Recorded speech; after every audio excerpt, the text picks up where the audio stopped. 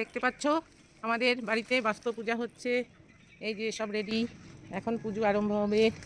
এদিকে উনান জ্বলে গেছে, এখানে দুধ দেওয়া হবে, তারপর পায়েস রান্না হবে। বাস্তু পূজা পৌষ সংক্রান্তি দিন হয়, মানে পৌষ মাসের শেষের দিনে এই পূজা হয়। তো বাস্তু দেবতার পূজা হলো ঘর, জমি বা নূতন বাড়ি নির্মাণের আগে ও পরে বাস্তু দেবতার পূজা দেওয়া হয়।